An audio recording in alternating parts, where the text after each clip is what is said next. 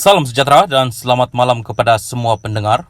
Isu hangat malam ini dipetik dari thethirdvoice.net bertajuk Ismail Sabri kini dilihat sebagai boneka Zahid Hamidi. Janji kurangkan saiz kabinet, langkah terdesak. Berita penuh.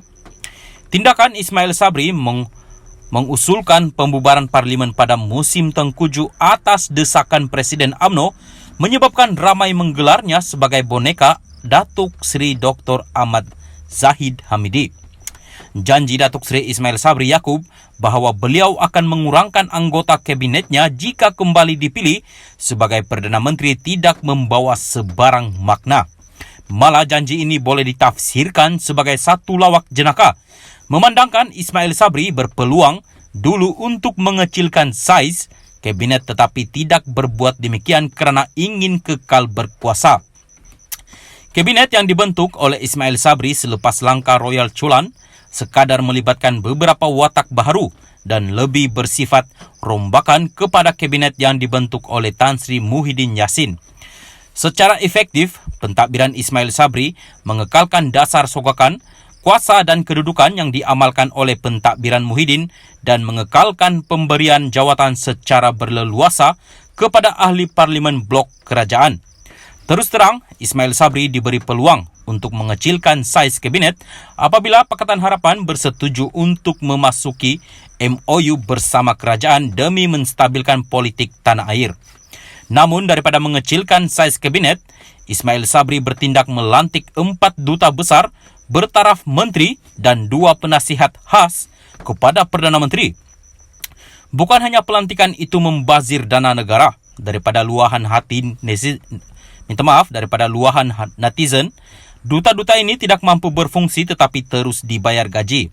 Begitu juga pelantikan penasihat khas kepada Perdana Menteri dilihat sebagai duplication atau redundancy, di mana fungsi mereka boleh sahaja dilaksanakan oleh menteri-menteri yang sedia ada. Nyata sekali, Ismail Sabri merupakan seorang Perdana Menteri lemah sehingga terpaksa berpaut kepada lantikan-lantikan sebegini untuk kekal berkuasa. Malah tindakan Ismail Sabri mengusulkan pembubaran parlimen pada musim tengkujuh atas desakan Presiden UMNO menyebabkan ramai menggelarnya boneka Datuk Seri Dr. Ahmad Zahid Hamidi. Sekiranya dilantik semula sebagai Perdana Menteri, sudah pasti Ismail Sabri akan kekal di bawah bayangan Zahid Hamidi.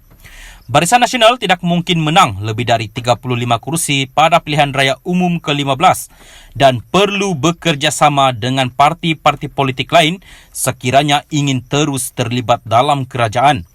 Sekiranya Barisan Nasional bekerjasama dengan Pakatan Harapan, sudah tentu Datuk Seri Anwar Ibrahim akan menuntut jawatan Perdana Menteri. Begitu juga jika BN bekerjasama dengan Perikatan Nasional, Tan Sri Muhyiddin Yassin akan menuntut jawatan Perdana Menteri. Sekalipun Ismail Sabri dilantik sebagai Perdana Menteri, sudah tentu beliau akan tertekan untuk membentuk kabinet yang besar bagi memuaskan hati ahli-ahli parlimen lain dalam blok kerajaan agar beliau boleh kekal berkuasa sebagai Perdana Menteri. Salam sejahtera dan selamat malam kepada semua pendengar. Isu hangat malam ini dipetik dari thethirdvoice.net bertajuk Ismail Sabri kini dilihat sebagai boneka Zahid Hamidi. Janji kurangkan saiz kabinet, langkah terdesak. Berita penuh. Tindakan Ismail Sabri mengusulkan pembubaran parlimen pada musim tengkujuh atas desakan Presiden UMNO menyebabkan ramai menggelarnya sebagai boneka Datuk Seri Dr. Ahmad Zahid Hamidi. Janji Datuk Seri Ismail Sabri Yaakob bahawa beliau akan mengurangkan anggota kabinetnya jika kembali dipilih sebagai Perdana Menteri tidak membawa sebarang makna.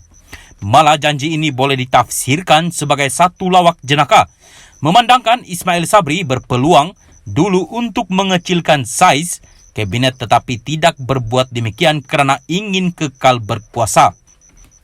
Kabinet yang dibentuk oleh Ismail Sabri selepas langkah Royal Chulan sekadar melibatkan beberapa watak baharu dan lebih bersifat rombakan kepada kabinet yang dibentuk oleh Tan Sri Muhyiddin Yassin. Secara efektif, pentadbiran Ismail Sabri mengekalkan dasar sokakan, kuasa dan kedudukan yang diamalkan oleh pentadbiran Muhyiddin dan mengekalkan pemberian jawatan secara berleluasa kepada ahli parlimen blok kerajaan. Terus terang, Ismail Sabri diberi peluang untuk mengecilkan saiz kabinet apabila Pakatan Harapan bersetuju untuk memasuki MOU bersama kerajaan demi menstabilkan politik tanah air. Namun daripada mengecilkan saiz kabinet, Ismail Sabri bertindak melantik 4 duta besar bertaraf menteri dan 2 penasihat khas kepada Perdana Menteri. Bukan hanya pelantikan itu membazir dana negara daripada luahan netizen, duta-duta ini tidak mampu berfungsi tetapi terus dibayar gaji. Begitu juga pelantikan penasihat khas kepada Perdana Menteri dilihat sebagai duplication atau redundancy, di mana fungsi mereka boleh sahaja dilaksanakan oleh menteri-menteri yang sedia ada. Nyata sekali, Ismail Sabri merupakan seorang Perdana Menteri lemah sehingga terpaksa berpaut kepada lantikan-lantikan sebegini untuk kekal berkuasa. Malah tindakan Ismail Sabri mengusulkan pembubaran parlimen pada musim tengkujuh atas desakan Presiden UMNO menyebabkan ramai menggelarnya boneka Datuk Seri Dr. Ahmad Zahid Hamidi. Sekiranya dilantik semula sebagai Perdana Menteri, sudah pasti Ismail Sabri akan kekal di bawah bayangan Zahid Hamidi. Barisan Nasional tidak mungkin menang lebih dari 35 kursi pada pilihan raya umum ke-15 dan perlu bekerjasama dengan parti-parti politik lain sekiranya ingin terus terlibat dalam kerajaan. Sekiranya Barisan Nasional bekerjasama dengan Pakatan Harapan, sudah tentu Datuk Seri Anwar Ibrahim akan menuntut jawatan Perdana Menteri. Begitu juga jika BN bekerjasama dengan Perikatan Nasional, Tan Sri Muhyiddin Yassin akan menuntut jawatan Perdana Menteri. Sekalipun Ismail Sabri dilantik sebagai Perdana Menteri, sudah tentu beliau akan tertekan untuk membentuk kabinet yang besar bagi memuaskan hati ahli-ahli parlimen lain dalam blok kerajaan agar beliau boleh kekal berkuasa sebagai Perdana Menteri.